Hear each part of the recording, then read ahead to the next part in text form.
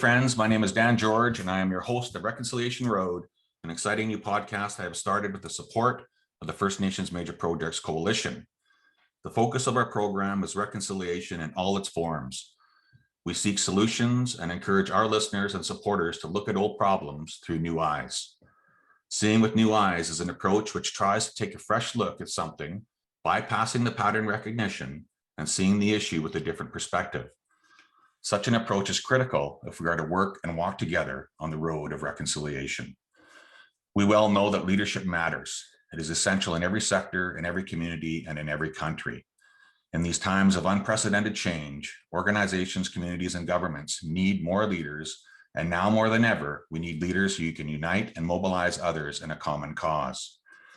In British Columbia's historic Parliament buildings, our elected representatives, called members of the Legislative Assembly, or MLAs, meet to shape the future of our province by debating and passing the laws that govern British Columbians. British Columbia is divided into 87 constituencies, or ridings. One MLA is elected from each riding to speak on behalf of the people who live there.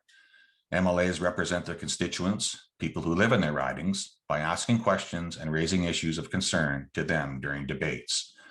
They also act for their constituents by presenting petitions on their behalf that ask government to take action on a particular issue and by introducing both public and private bills. MLAs maintain an office year-round in their home riding to provide their constituents with advice, guidance, and hands-on assistance in dealing with government. When the House is not sitting, MLAs work in their constituency offices or meet with individuals, local businesses, and community groups. My guest for today's edition of Reconciliation Road is none other than Nathan Cullen. Nathan was elected MLA for Stikine in the 2020 provincial election. He is also the Minister of State for Lands and Natural Resource Operations, the Chair of the Environment and Land Use Committee, and a member of the Cabinet Committee on Economy. Previously, Mr. Cullen served as a Member of Parliament in the Stikine Valley for 15 years, from 2014 to 2019. Early in his career, he worked in international development in Africa and South America during the 1990s on community economic development projects. Nathan lives in Smithers in the heart of Wet'suwet'en territory with his wife and twin sons. Good morning, Nathan, and welcome to the program. Good morning, Dan. Thanks for having me. Yeah, I'm very grateful that you've taken time out of your busy schedule to be with me here today. And, recently we enjoyed some time together where I was assisting you with some of your work, facilitating some engagement sessions that you were having with leadership across the province. And I was privileged to participate with you. And, I was very impressed with your skills and abilities. I know you had a lot of skills before, Nathan, but I saw them all in full splendor. And it was great to work with you. Well, engaging with so many powerful First Nations around the province over Zoom, over topics that, as you often talked about, Dan, went right to the heart of the nations: the land, the water, the resources, the connection. Your ability to connect with people and let them feel comfortable and open up really powerful conversations was incredible. I have to admit, in doing a broad consultation about something like this, about what's going on in the land base, I was a bit apprehensive because of COVID, our ability to really connect with people. Because going there, as you know, is the most important thing. Like being in people's territory and talking about the territory is a lot better. But you, certainly top-ranked, skilled facilitator in the province, and it was great to have you running alongside. It was fun. Yeah, thank you so much for the kind comments, Nathan. And it was a lot of fun. And in your new capacity of Minister of State for Lands and Natural Resource Operations, Premier Horgan gives all of his ministers a mandate letter, kind of give you the marching orders or the expectations of the Premier position. In your mandate letter, it included the goals of reconciliation, equity, anti-racism, work towards climate change, and the sustainable economy. Within this broad mandate, Nathan, where do you see yourself focusing your initial efforts? A lot of space that you have to cover. Where do you see yourself starting? Yeah, the thing it certainly gives us the thoughts and directions of the Premier, right? But I really like those mandate letters because if they're being public, they're a form of accountability for us to the citizens we try to represent. here's my work orders. Here's the stuff that I'm going to try to get done. And you can hold us accountable to whether we're doing that or not. They're very broad. I mean, they're very and deep rooted. If you want to talk about racism and systemic unfairness and those kinds of things. I think, well, I know and I hope all of my politics comes from the place that I represent here in Stikine, which it's the largest riding in British Columbia's legislature. It goes from Telkwa all the way here in Wet'suwet'en territory, all the way through Gitxsan, up through Tahltan, up to Tack River, Tlingit, Cascadene, up to the Alaska-Yukon border. And issues of reconciliation, I feel, have been what people have been living here for a long time. And this is where sometimes the worlds collide and the world views collide. Mm-hmm. Sometimes really positively. Collision doesn't always mean a bad thing, but sometimes really negatively. And so, from my mind and the work that I'm doing, I've been set the task of restructuring a big chunk of the natural resource ministries in British Columbia, and the purpose behind it for me and the folks I'm working with is to build structure in government that supports reconciliation as opposed to resists it. Mm-hmm. To build the way that we do business that shares power, is more cooperative in decision making, is more inclusive of the public, all that kind of stuff that for years as a member of parliament, before that as a citizen, I'd get so frustrated by, because I couldn't see our voices in the conversation, and I definitely couldn't see Indigenous voices in the conversation about the decisions being made on the land, with what's happening in the land, the water, in the air. So that's a big part of my work right now. There's other things that we're up to, just generally working for Stikine. It's a big, beautiful place with lots of potential and lots of challenges. And so that could be a more than a full-time job just on its own. And so now you put the minister stuff on top. It's exciting. It's busy. I really enjoy it. Excellent. And when I reflect back on the engagement sessions that you just held across the province with First Nations leadership, mm-hmm. Just the smiling faces and the encouraging words that were expressed by many of our chiefs and counselors and technicians with your accessibility. You made yourself accessible as a minister. And, I've been doing facilitation in this province for a long time.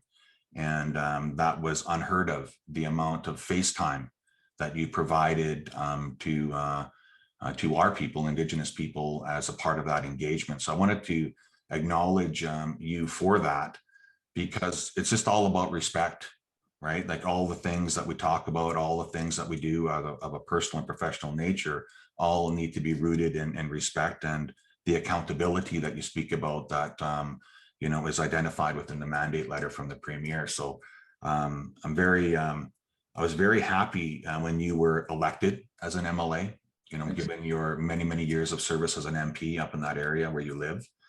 And I'm really hoping and I'm confident that you're going to bring a new style to the way that government is operated, and that is founded upon relationships, and relationships are at the core of everything that we do. And, over your public political career, you've enjoyed a close relationship with First Nations peoples. I don't know how many times I bumped into you in a feast hall, in a community hall, in one of our communities, on a ferry, on an airplane.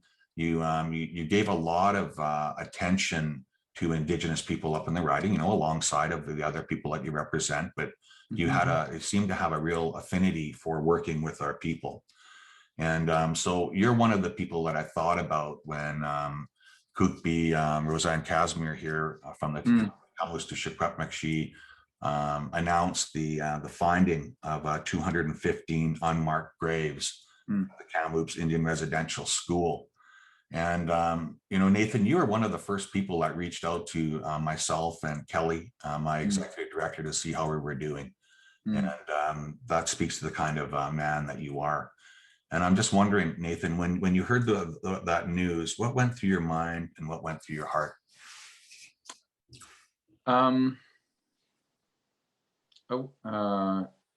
guess it would be better to say I was shocked, because if I were shocked, then this would have been something unexpected or unheard of. And the tragedy is in those in those halls and at the healing circles that I've been at, and in people's living rooms and backyards over the years, the courage people have shown to me in telling the stories of residential schools and the horrors that went on there, and the generational trauma.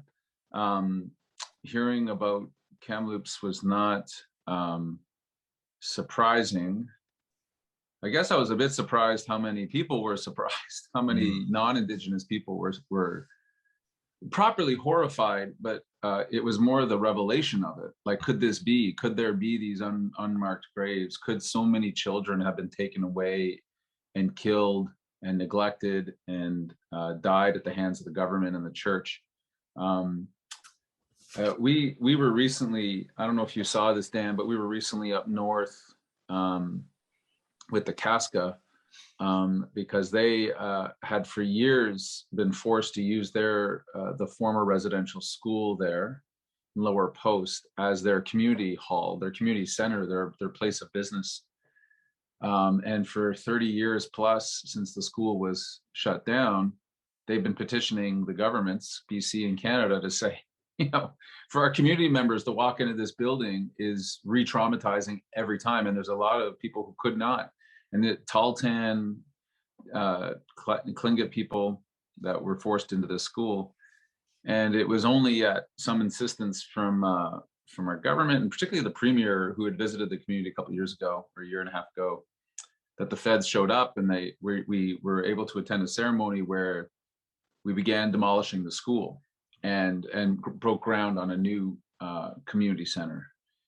And I don't know, just for non-Indigenous Canadians, it's I think that's where my work is. There's nothing I have to tell Indigenous people about their experience. For non-Indigenous folks, trying to relate to having the state and the church and all the powers that be fully intent on your annihilation. And one chief recently said to me, Dan, I don't know if you heard this before, but he said one of the most insidious tactics of the government was that they were in a negotiation with us over the land, and we were at war sometimes. And in that conflict, they took our children hostage. How are we supposed to negotiate when our children are being held hostage? And I'd never really connected those particular dots of how insidious it was, that the fight has always been over the land. It's always been over these questions. And government did this thing for many reasons, and it seems like one of them clearly was what this chief described to me. So I don't know, it's hard. I've got kids, and you think, what would this scenario, what world could I imagine in which RCMP busts down the door when they're 5 and forcibly takes them from me and my wife? And it's I've just attended a lot of healing ceremonies. I've been welcomed in to just bear witness, and how people are even upright sometimes. I don't know, man. It's pretty impressive. So Kamloops, if it shocked the country, if it shocked the non-Indigenous people in the country and around the world about Canada's work and what we did, people who held my position in previous generations, what we did, then I guess good. The fact that so many people were surprised is a bit sad, frankly. But I mean, it's understandable. I went to school and I went to university. I got educated, I guess, but I didn't get educated on this. Those words never left a teacher's lips into my ears through all those years in school. So that's changed, thank God. But so heavy days, man. I don't know. You lived there, and the Kupi's shown so much grace and courage, but it must be just that re-traumatizing effect must be something else for the community to have that much international attention over something so personal. It must be tough. Yeah, this people are on a walk. They're all coming here. They're healing. Yeah. We received a delegation from the Yukon yesterday. I met those walkers. Yes. Yeah. And Regional Chief TG was here supporting them as well. And, the one thing for me is, like, there's 215 unmarked graves of little ones here. I think the number is over 5,000 now. And there's over, I think 139, 104, over 140 residential schools. So that number is just going to increase, right? Yeah. And part of the concern is that people are just seem to be becoming numb to those numbers or muted, and it's just not. It doesn't have the same level of impact as it did with the initial announcement from Kupi Casimir. And we have to do everything that we can to keep it in the public eye to ensure that it's addressed. And we know that the tools of colonization included the Indian Act. It included residential schools that were designed to take the Indian out of the child. So I really appreciate that you're being invited into our communities and up in Lower Post. That must have been cathartic and healing for the people there to be able to demolish some of that building that represents such pain and despair and despondency over the many years that it's been there. So good on you, Nathan, for participating and for adding your voice, your articulate voice to this cause. Colonization at its core is rooted in racism and discrimination. And that sadly, racism and discrimination is very prevalent in society today. And it seems to be hard baked into the systems that we interact with on a daily basis, from hospitals to childcare to the justice system. What do you think we need to do to purge out some of the racism and discrimination that exists? Such a huge question. My family's, I don't know what the proper term for it is, mixed. We have my brother's from a different father and mixed. And that's kind of my starting point in thinking about these things, because although we grew up with the same mom and the same house and the same, neighborhood, our experiences were so vastly different when interacting, particularly with the schools, with police, in very personal ways. And the privilege that I get to walk around with as a white male is what is a tricky thing to constantly recognize and be aware of. Like recently, some Gitxsan friends kind of gave me the profile of Smithers, where we live here in Wet'suwet'en territory, of the shops. You know this, Dan. Which grocery stores? We have a few grocery stores. Which ones are welcoming? Mm-hmm. Which restaurants are welcoming to Indigenous peoples? And years ago, I don't know if this is true, but I'll take it as true. I was at a feast and I was like, why is there always Chinese food here? We got this amazing, we got the salmon, we got the fried bread, we got all this amazing food, and always chow mein.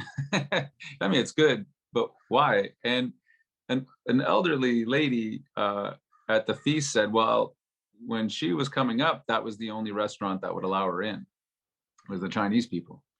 So when they would go to town, that's where they could eat.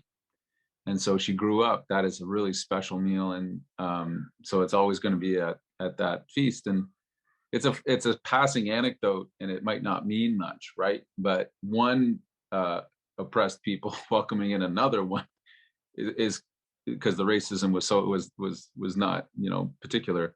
So I guess my work is with other white folks. It really is, like, it's learning and spending time and understanding people's realities that are not my reality. But it's unfair to say, oh, I just need to walk in someone's shoes, because I can't even walk in my brother's shoes. Yeah, who looks so different fully. I can listen and be compassionate. But my work is with other European descent people over things like we just talked about, residential schools, and saying, all right, let's talk about the reality. A small story, I don't know if you're curious about this, but I don't know if you remember the residential school apology that came out of the federal government. The prime minister at the time was Harper, who had a more than checkered past, who at one point said, the good thing about Canada is it doesn't have a colonial history, like straight-faced, and he believed it. Right? That's the worst part, is I don't think he was lying to himself, but he was lying to himself. But we found out when the residential school apology took place that he and Jack Layton had been meeting secretly, essentially, for a year, every month. And Jack had been talking to him about this issue, other things, but this one in particular. And Jack told us that story just on the day of the apology happening. We did a whole bunch of things to allow, Indigenous leaders onto the floor of the House of Commons, which is against the Constitution, apparently. And I asked Jack, I said, how did you get him to do this in the end? And he said, I just related it to his kids. I said, it's your kids. It's your kids being taken from you. Mm-hmm. And we need to apologize for that as a start. And Harper did not follow that apology with nearly enough work and good faith. But I thought, okay, well, we have to have compassion always for ourselves and for those who are exhibiting that kind of racism or denying its existence, because we can't yell them down. Like we just, if someone says, the healthcare system is systematically racist, you can't scream it at them and get them to believe it. You got to walk them through. Mm-hmm. What happens when an Indigenous mom comes into the hospital versus a non-Indigenous mom? Is she treated differently? Mm-hmm. And when we can get to that moment of recognition, then you start to say, all right, let's stamp it out. Let's see how we're doing intakes. Let's see how we're prescribing medicines, like just on the healthcare, and hire people to study it, which we've done, to say, here are the things that you need to change. But man, it's huge, and it's thousands and thousands of years in the making, and hopefully it won't take that kind of time to undo. Mm-hmm. And as noted in your introduction, you live in Wet'suwet'en territory, and Yep. when you're sharing the story about the woman that talked about the Chinese food and yeah. the fact that they being allowed into a Chinese restaurant. When the Delgamuukwa court action was initiated, it was Smithers was seen to be a hotbed of racism. Mm-hmm. And I remember when we left the Supreme Court of Canada in 1997, and a conscious decision was made by the Wet'suwet'en hereditary chiefs, then under the leadership of our speaker, Satsan Herb George, my brother, decided to put our head office in Smithers. That's right. And many people scratched their head about that, about why we did that. And essentially what we did is we leaned right into the racism. And, we started to create relationships with the mayor and council. And I really want to acknowledge Mayor Jim Davidson of the time, who was really a champion for the Wet'suwet'en people in that area. And much has changed since 1997 when we, set up our office in Smithers. Racism isn't gone. I think it's pervasive in all societies, but things are seemingly on an upswing there. That's me from the outside looking in from Kamloops. And I am of Wet'suwet'en ancestry. I did serve our people before through negotiations in the BC Treaty process. And earlier this year, the BC government entered into an agreement to give the Wet'suwet'en hereditary chiefs $7.2 million in funding to support the implementation of the rights and title. The government said in a statement, the 3-year funding agreement will support the chiefs' efforts to reunify members of the Wet'suwet'en Nation, which includes 6 First Nations. The statement went on to say that it will also support the revitalization of Wet'suwet'en governance structures in areas like water stewardship and wildlife programs, and renovations at a former school that will be used as a governance and administration center. So I want to acknowledge provincial government for doing that with the Wet'suwet'en people. I'm wondering, Nathan, you're in that riding, you've got a deep relationship with the Wet'suwet'en people. From your perspective, what are the next steps that need to be taken to advance the goals of the relationship? It's a really good question. We have a table set up right now because, of course, your viewers will remember Wet'suwet'en territory was the site of significant conflict and tension between the government and the Wet'suwet'en Nation, represented by the chiefs in the end, the RCMP, all over a proposed pipeline. And it really highlighted some of the things we were talking about a bit before of how decisions are made on the land base, and when they're not inclusive, when people are excluded, those colonial structures just keep on moving, man. They can have good people, but if the structure is so broken, it is what it is. And as part of that table, because I, for one, I've been at a fair number of protests and have stood against things. I generally think negotiations are better than the alternative when you have a conflict, right? Sometimes it's unavoidable, but part of it was that because the government of Canada primarily, but BC also, had so broken intentionally through all the things we've talked about Wet'suwet'en governance, and that there was a rebuilding and a rebuilding that is self-determined, right? It's not like BC has come in and said, this is what your governance must look like, and here's how we expect things done. But it needs support because there's been, as you know, as going through Delgamuukw Stay-Away, the effort to just prove your existence as a people, which had been denied by a lower court, right? That Wet'suwet'en kind of didn't exist, according to one insane judge, but the determination of the chiefs to pursue it through to the Supreme and ultimately win a whole bunch of recognitions, including oral tradition and all those things that you fought for. The ripple effects of that case have been incredible, just in terms of lifting up First Nations rights and title across Canada.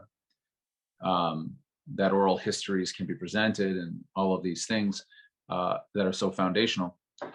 So we've made, and there's a lot of tension within the Wet'suwet'en Nation as well, right? That with those 6 First Nations across a vast territory, mixed histories and experiences, that conflict and debate is inevitable, I think, somewhat, as people seek to form the governance, the self-determined government that they want. But we don't want that process to lack for resources, right? There's a lot of language, there's a lot of work through the historical documents, there's a lot of building through an actual physical building to host Wet'suwet'en governance. We know in other places, and where you live right now, in West Bank and other places, these are foundational building blocks to that self-determination, to create that equal partnership required. So we'll see how it goes. It's a bumpy road though, sometimes it's a strange spot for me, Dan, to be perfectly frank, because like you say, I represent Stikine. Yet I've often been in dialogue with First Nations leadership about whether I speak for, when I represented the Haida, I would never say I speak for the Haida. When I represent the Wet'suwet'en, I don't speak for the Wet'suwet'en. And so we're in this sort of transition time, and it's a bit messy because it's unclear and unsettling for people. And I think that's why I've gotten comfortable with the term settler, because it also allows us to talk about being unsettled, right? To be a little super uncomfortable as people. And I didn't grow up with any access to power or money or anything, but talking about privilege, I hold that privilege and walk with it.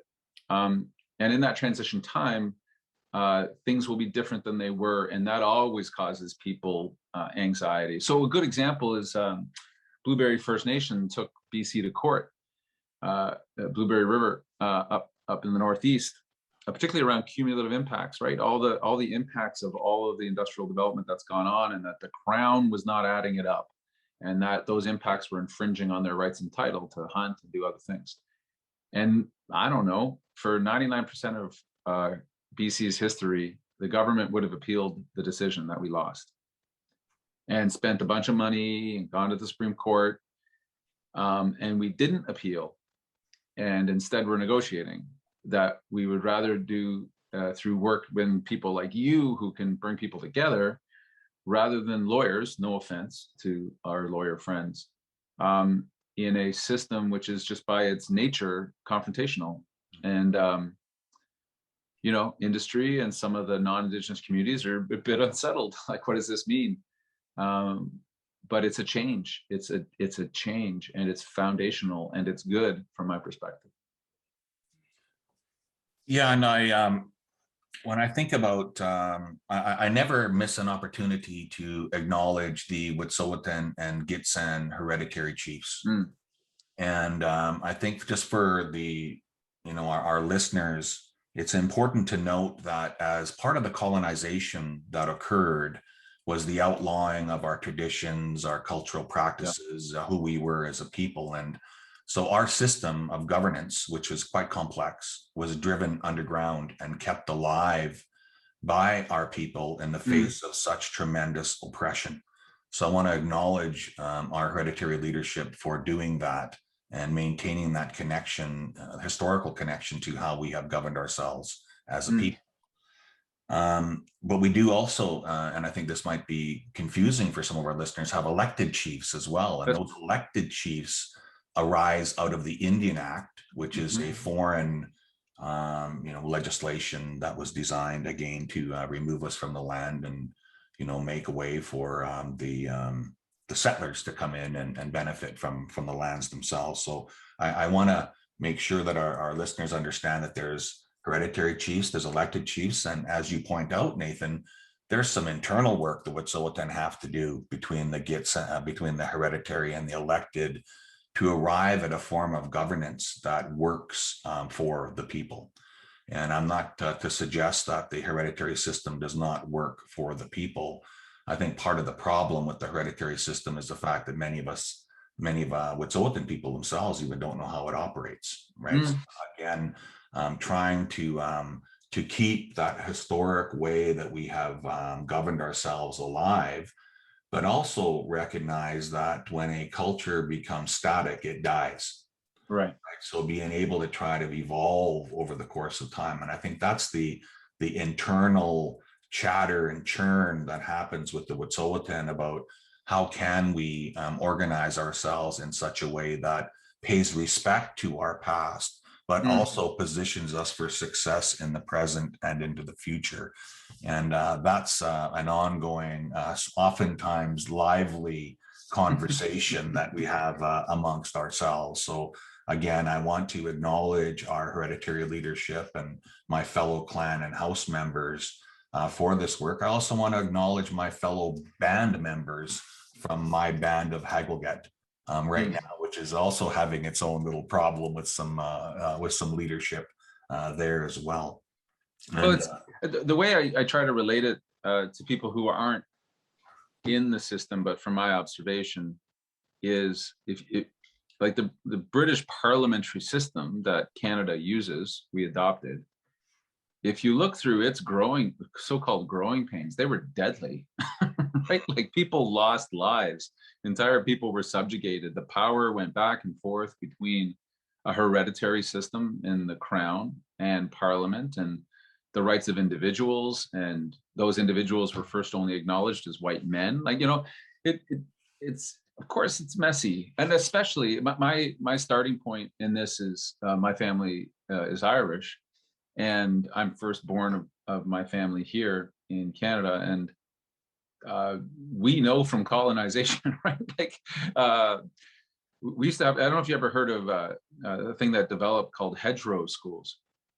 So when the British came in and took over Ireland and all the rest, they practiced colonization on us, right? Before they took it globally. Ireland was, and the Scots were sort of the first place. And so, of course, language was taken out, right? Like we're stripping you of your Celtic language. And there's these big hedges in Ireland, and you can actually just you can make little kind of rooms inside them. They're so big. And so they would have these hedgerow schools where people were taught and continued their traditional language. And so if you go through some parts of Ireland today, still through the grocery store, you'll hear Celtic being spoken and Gaelic, excuse me. And it's amazing to think of what people went through. And during the Troubles, the British banned all meetings of more than a few people. But yet people were still organizing and they couldn't figure it out. And they realized after some many years that women were getting together to quilt, quilting bees, Irish women, and that's where all the organization was happening. And so they eventually banned quilting as well. But you can't, you know, you can't hold to determine people down forever. So when people say it's what's going on in Wet'suwet'en or whatever territory seems messy, who are not Wet'suwet'en, first thing I say is, well, first we did this, like we broke it. We broke a system, we stopped its evolution and imposed the system on top of it. And now people have to figure it out. And we got to get out of the way and aid or do whatever we can. But don't get all judgy because, yeah, it's going to be tricky. And as a politician elected provincially, there's many times where you just kind of have to shut up and stay quiet and allow people to listen and not pick sides, and just make space in the public discourse to allow this to happen, and that it doesn't happen overnight. It doesn't happen in a minute, and that's okay. It takes the time that it takes. Yeah, we talk a lot about change, right? And change requires focused energy, and change requires us to be able to oftentimes step outside of our comfort zone and to be able to do some things that we might not necessarily do on a regular basis. And when I think about change, and you and I have had conversations about this, sadly, many of us would rather endure a familiar pain than risk an unfamiliar pleasure, right? And again, also, when I think about the education that has to happen with Canadians, that education has to be more than a 2-minute soundbite that they listen to on the national news or on their local news or in their local newspaper. It's complex when you think about if you think about 600 and I think 30 some First Nations across Canada form the Assembly of First Nations. 203 or 4 of those, clearly almost a third, are in British Columbia. Much of British Columbia has not been settled by treaties, and so you have all this urban facing nations, more rural nations. You have such a real mix, right? And everybody wants to speak for themselves, right? So it's a real challenge for government. And when I deal with government, they like to get an aggregate together and get a group together that they can talk to, right? Rather than having 203 individual conversations. But that's the trend of where we're going through, is everybody wants to be able to speak for themselves at the community level and represent their own title and rights. And that makes it, I think, a little bit more challenging for people in your position, right? It's like to be able to listen and to hear clearly and to make some change that will broadly affect people. Tough to do when there's 203 conversations you have to have. Well, and it yes, and 203 individual land use plans, for example, would be tricky as well, and you got the overlap and all those sort of competing interests. I think seems to me that we often talk about capacity, right? A nation's capacity. Is governance in place? Like, does the nation have they built their own way of deciding things that their people support and validate, right? And that might not seem like a big deal, but that's a huge deal, right? You can't negotiate with the other side if the other side has not decided how they decide things yet. Is there the technical capacity? Were we able to bring in the biologists and the foresters and the epidemiologists, all that kind of stuff, to allow people to self-determine with full knowledge of what it is they're deciding, right? And I can remember years ago going up in Tahltan territory where there's a lot of mining interest, and mining proposals are massive documents, thousands and thousands and thousands of pages.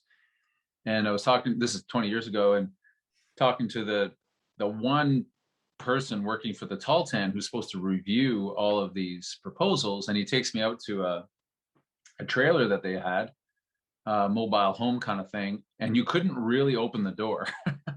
And there was a narrow band down the middle of the trailer, and the rest was just filled with mining proposals. Mm-hmm. And he said, what advice do I give to the leadership here over all of these different projects, whether they're good or not, whether they're good for us environmentally or, and I remember when the government was trying to push the Enbridge pipeline through the oil pipeline, one chief came to me in Prince George at a forum we were having, and the government, it was a BC Liberal government at the time, had sent him a proposal for consultation. And I think it was $7,000. They said, we're going to give you $7,000 for you to engage about this pipeline going, and it was a major part of their territory. And he said, what am I supposed to do with this? Like, what is this? What do I do with $7,000? I can hire an archaeologist for a couple of months to look through the route, but I can't do anything else. So I can't engage. I can't bring this back to my people and say, we're going to get informed and decide for ourselves whether this is good or not. We're going to have all that information that we need, not on $7,000. The government would never do it, right? The government would never do that. The industry would never do that, but we expect First Nations to do it all the time. And that's something we're trying to fix in terms of getting good land use decisions up front before these huge projects show up and nations are overburdened by them. Yeah, I mean, when you were talking about that trailer being full and of documents and files, I was reminded of Angel Ransom, who's the director of operations for the First Nations Major Projects Coalition. She used to have a position in her lands department with her nation, Cosley. And I remember her relating stories. You know, there was 4 to 5 pipelines that were being proposed for their territory at the same time, right?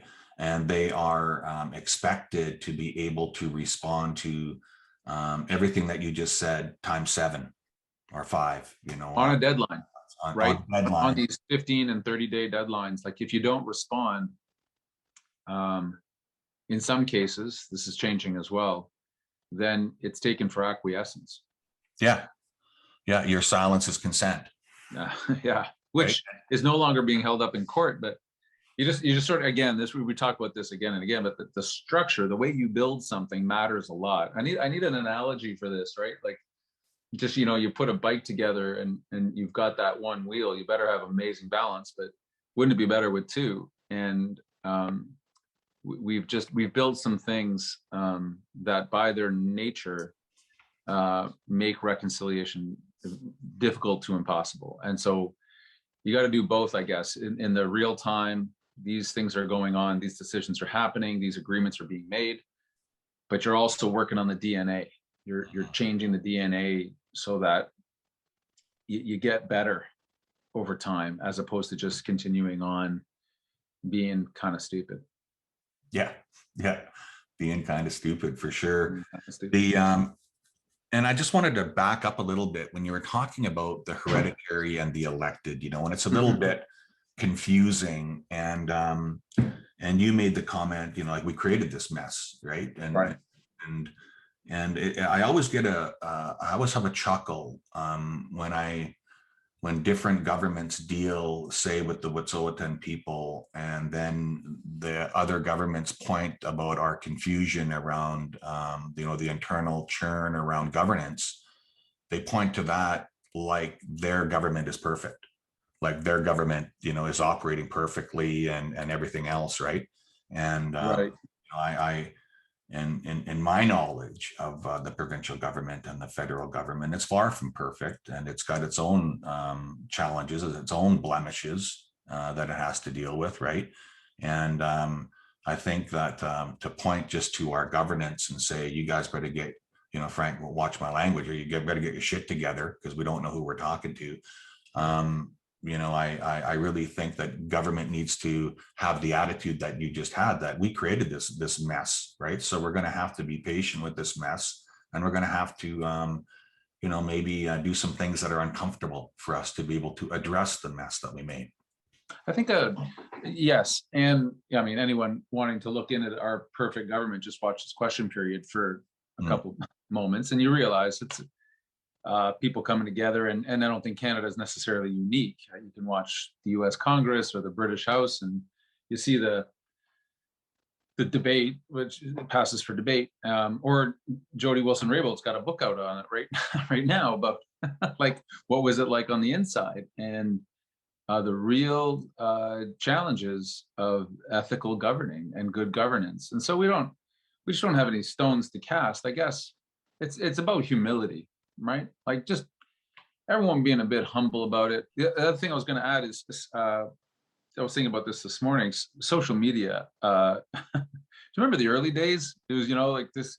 It was a connector, and it still is somewhat, but not really. And it, an educator. It was the same way they used to talk about television, I guess. As it was being invented, it's going to be this great education device. Everyone's going to have this box in their home where they can learn about the world. And we watch Gilligan's Island instead. Social media has got a much, much more nefarious component to it when talking about these debates about reconciliation or governance within a nation. I've sometimes dipped my toe into what's in Facebook, and then I get back out because it can be really intense and super personal. And that tendency that people sometimes have of saying things online they'd never say to someone's face does not build the dialogue that we need. So it kind of, goes back to first principles for me, that the less time we spend on Twitter and Facebook and Instagram talking about these things, and the more time we spend listening to people in real places, I like our odds. And it's so contrasting for me sometimes, Dan, when I'll have just come from a Chiefs meeting where, they're struggling with real things. We have a tough conversation, but there's hopefulness there. And then I see it reported in the news, and then you read the comments, and it's like, it's two different worlds, and it's one's nuance and one's 30 seconds. And in our world, the 30 seconds really wins. And I don't have any solutions for it. It's more an observation of just pausing for a moment before we get into our vitriol. And I've been as guilty about it as anybody. It doesn't satisfy. It doesn't do much for us. Yeah, and I refer to it as in your Facebook or to Facebook, right? It's not, the intense. The original intent of it is kind of lost, right? And you have so many different keyboard warriors and people that just delight in the churn. They delight in confusing things and complicating things and creating infighting. So, well, we watched it over the pandemic, right? Where again, the social media tools can be amazing communicators for understanding something, because I'm not a virologist and I don't know how this stuff works, but I can read and I can click and follow credible sources. Or I can decide that it's a conspiracy theory developed by George Soros and Bill Gates to rule our lives. And it's challenging. It's challenging, and it actually life affecting. Where we have a neighbor who's been hospitalized, who was confirmed this thing was all a hoax, and a smart person, lovely person, and just had gotten some pressures and just fell into the rabbit hole, right? And I guess that's maybe what is challenging with the world we live in. We can really develop our own echo chambers now, and only hear things that confirm what we kind of already believe. And good learning, as you know, as a skilled facilitator, is that little space in there where we're not so certain of what we know, and we can pause and listen and maybe question the stuff that we had taken for granted before. But the algorithms that these apps use push towards outrage. Those are popular. Like we just announced some money, small thing, Dan. I'm taking too much of your time, but a little grant, well, little $400,000 or so for Gitzaglukla for a community kitchen. And I phone the community and say, you're going to get a bit of money here. What is it going to make any difference? What's it going to, and they're just going on about the elders gatherings that they have and the kids, and they're going to do nutrition. Like they got all these things that are going to be enabled by this relatively small support.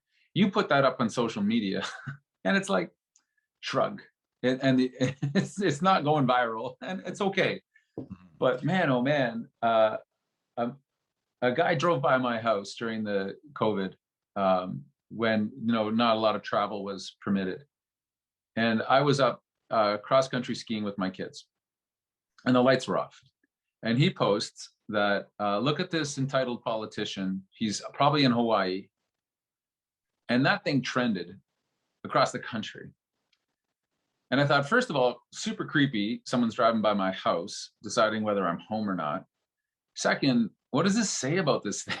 Like, it's completely wrong, a lie, whatever. But people are inclined to believe it. Oh, like, if someone's getting away with something and they're entitled and they're terrible. And I keep telling people, I know why you might dislike politics or politicians, but in my experience, people rise and fall to your expectations. If you tell a kid they're dumb over and over and over and over again, man, they got to be super determined to prove you wrong. If you tell people that they're corrupt and horrible and the worst thing ever, some people are just going to do what they do and try to be good, but some people are going to fall to that expectation. So stop it. Expect better, ask for better, and don't fall prey to the easy garbage. It's a small anecdote, and it's nothing, and my feelings aren't hurt. It was just more, like, let's see, because the Gitsaluka kitchen is way more important than whether I had left my home or not. And one was true and one was not, and there you go. Yeah, like even on a smaller, much smaller scale, like I joined Facebook social media, and the primary reason behind it was for me to stalk my daughters and my nephews and nieces, because I was able to see what was going on in their life and whether their lives were going good and whether or not they needed a phone call from their Uncle Dan. Right. That's how I started it. Right. And sure. Which is great for that. Right. Yeah. Whose birthday? What's going on? Yeah, sure. A couple pictures. Hey, great. Pictures, right? And then I started to do a thought of the day, and when my thought of the day, I try and throw some positive thought out there, right? Okay. And so then I get a fair bit of feedback. You throw something out there, I write something about something controversial that is going on, lights up. Yeah. Right. You don't want to hear all the good stuff. You want to hear, like, who's hurting who, right?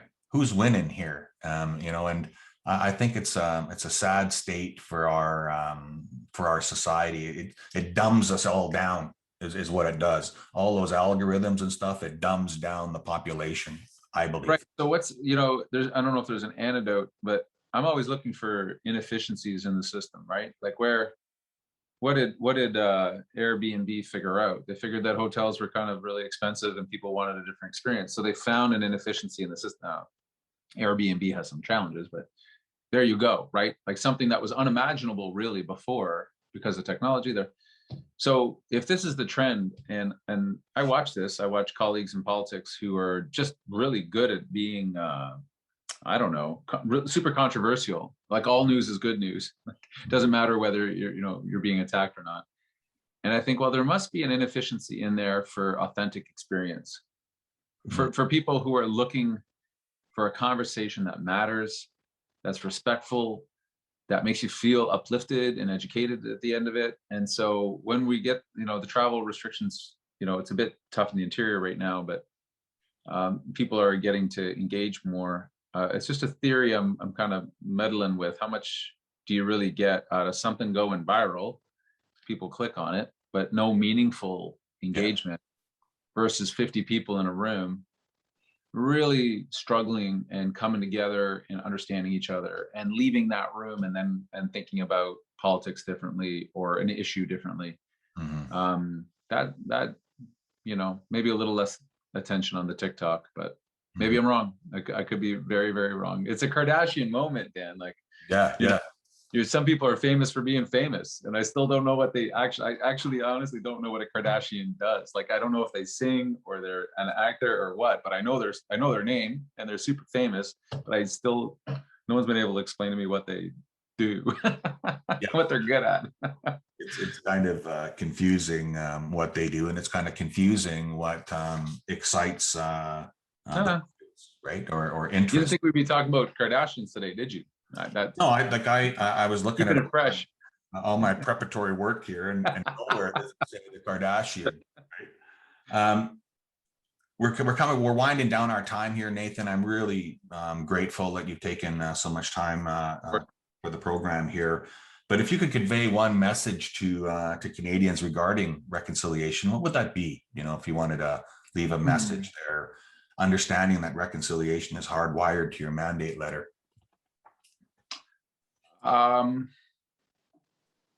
I have my own working definition, and it's working. I'm working on it.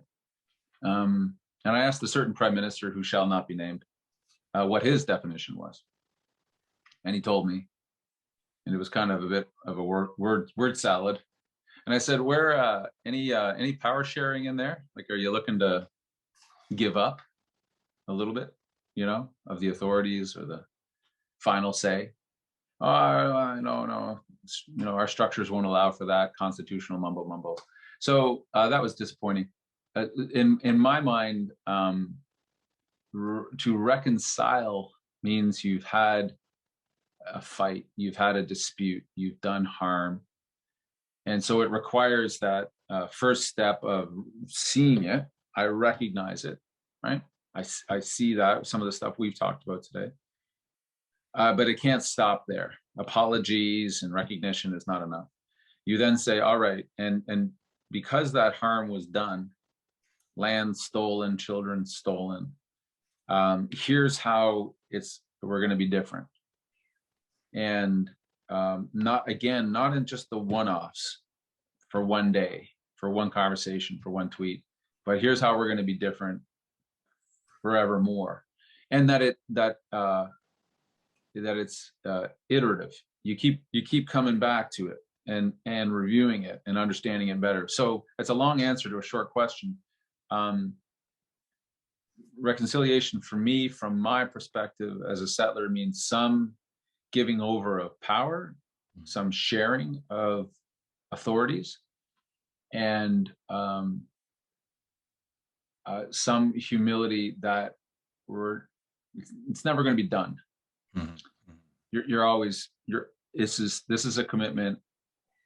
You're saying you're going to do this, and it's for life. It's like, I don't know, health or good relationships with your family. It's the hardest change because it's constant. It's not once. You don't just do something once. You do it many, many times. And so, yeah. And as opposed to how I've been today, I'm mostly not talking quite so much. I find if I spend less time talking, I do better on this front. I really appreciate your answer, Nathan, because when I reflect, reconciliation, if I'm paraphrasing what you're saying, it's a process, not an event, right? Right. Yeah. And if you look at the apology from then Prime Minister Stephen Harper, he renders the apology for him. That was an event. Yes. Okay, we're done. Right? Like a concert, check. Right, and then the work that flows from that, the process never happened. Right, and that's where we have to focus in on what's that process. What does it look like? What's the purpose of our engagements? What are the products that we're hoping to produce? Who do we need to have at the table? What are the probable issues that they're going to be raising? And then try and build a process to be able to continue on with a mutually beneficial conversation and dialogue that takes us somewhere that helps our families and helps our communities, right? And well, you said it right there, and that's absent from my answer is coming from the Wet'suwet'en, who's the chief's mission is for the betterment of all. And the recognition to non-Indigenous people that reconciliation is a good thing for everybody. It's not just the right thing, it's a good thing. So maybe to enhance your answer a bit, it's a process with many events. There's many moments along, and they're good. They're really important to recognize and seek, right? The lower post, the knocking down of that school is a moment, an event. in a process, and there'll be another event and another, and because I think those are important, because if you tell people something's just a process, it can be troubling. And if you tell them it's mostly giving up power, which is how I described it, that's really unnerving. Yeah, yeah. And that's why I sort of coming back to the Wet'suwet'en way of thinking about or talking about it. At least they explained to me for all, the betterment for all. Okay, right. It's a powerful vision. Yeah, I want to acknowledge the hereditary chiefs of the day. I was fortunate to be there when that vision statement was developed. Is that right? Okay. With the participation of one of my mentors, Paul Hideo Tanaka. Just adding that last piece on the end was so powerful for the betterment of all, because this isn't about, the hereditary chiefs, most or if not all who are gone, like when I was there, right? Yeah. They, and they had a certain style. They had a certain level of integrity, and they knew it wasn't all about the Wet'suwet'en.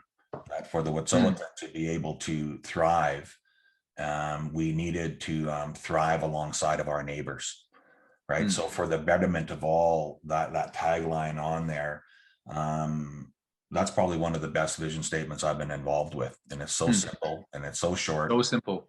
Yeah, so, yeah. Very impactful, right? When you unpack it.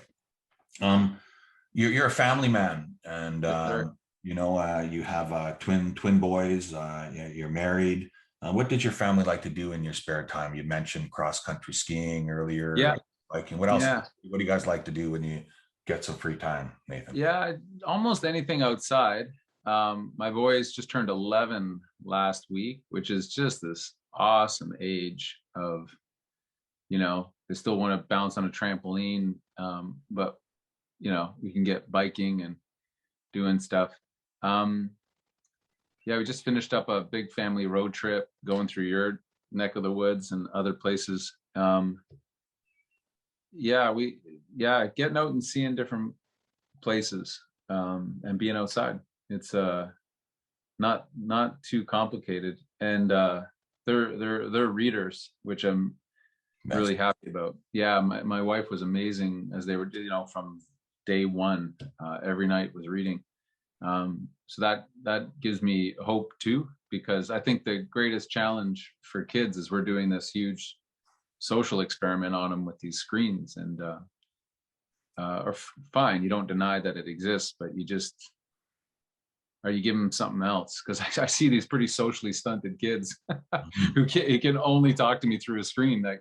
They can't talk to me face to face, and I want my kids always to be able to look people in the eye, talk to them, shake their hand, be there. And so it might seem a bit heavy, but they're young men, and I want them to be good men growing up, respecting women, and being able to talk to people. Yeah, and I think I really admire the fact that you're spending lots of time with them when you have time, and I want to encourage that, because Nathan, pretty soon you're not going to be cool anymore. Oh man, I'm already there. I hurt my back on this trip, and my kid said, I want the young dad. I don't want the old dad.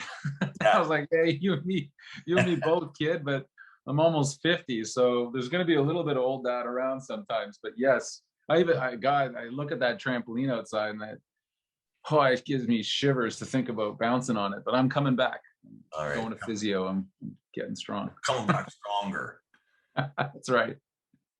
Okay, I got this one last question, this burning question that the audience, have been waiting for me to ask. As the Minister of State for Lands and Natural Resource Operations, if you were a tree, what kind of tree would you be, and why? Man, I think I just thought of a good one, and it's a good one because it's so awesome. The cedar, because. But you can take a strip off me, but I'm still good to go. And I got multiple uses. How's that? I love it. And they're useful. They're really beautiful, and they do a lot of good things. And yeah, and you can actually rip a whole strip off them, and they're fine. They're not so fragile. I love it. I love it. And I look forward to the next time I get to tear a strip off you. Just Um, come on my Facebook, man. Just join in the line and tear away. I want to make sure you read it though. Right. Yeah. Excellent. I want to thank you on behalf of my listeners, on behalf of me and my team. Minister Cullen, thank you so much for taking time in your busy schedule to be with us today. I really appreciate you and your style, the fact that you carry yourself with integrity and transparency and accountability and all those things that are so important, not only for public officials, but just for being a good human being. To your point, no one rises to low expectations, right? So we got to set our expectations high for ourselves and for others. And I look to your boys and I look to my grandchildren because it's going to be the young people who are going to unite us. And I have lots of different friends and colleagues, and I have a friend out at Shuswap Lake, and he's an older non-Indigenous fellow. And when he heard of the 215 plus unmarked graves, he was gobsmacked and didn't know what to say or how to interact with me as an Indigenous person. So he's doing his own internal reckoning. He's going through that. But he's on his journey out, right? And so it's going to be our young people, I think, who are more attuned, they're more educated, they're more they think more globally. I really look to your boys and to my grandchildren to create the conditions for a better world for all of us.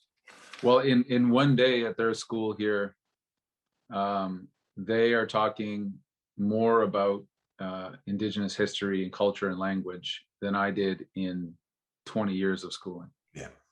Right. Like, it's not perfect. There's work to do, but we're putting a new pole up at their school in a couple months, and the carvers are in, and their class is a mixed class, a lot of Wet'suwet'en kids, and just that it's very hopeful to me, and it's a work in progress, right? It's every day I think, man, I didn't get any of that. It was all erased. So, I guess the question then, and we're wrapping up, but the question is then what are we screwing up on right now? It's easy to look back and go, God, man, those people really messed it up, and they didn't teach us about these important and hard histories. I think, okay, that's easy to look back. Now, look at now and think about what we're doing now, that 30 years from now, someone's going to say, did you know that back then, this is what they did? So that's the good burning question. Exactly. And so I want to thank you, Minister Cullen, thanks, Dan. for all of your service. I want to thank you for being such a good friend. And please join with me, to my audience, please join with me for future editions of Reconciliation Road. Until then, I extend love and light. Take good care and please be kind. Thank you. Thank you. Reconciliation Road is supported by the First Nations Major Projects Coalition. The FNMPC is a nonprofit organization dedicated to providing free-of-charge resources to First Nations in Canada, supporting their efforts to gain equity ownership stakes in major projects being developed on their traditional territories, while ensuring that the integrity of the land is maintained for the enjoyment of current and future generations. The FNMPC envisions a future where we walk the path of the Reconciliation Road together.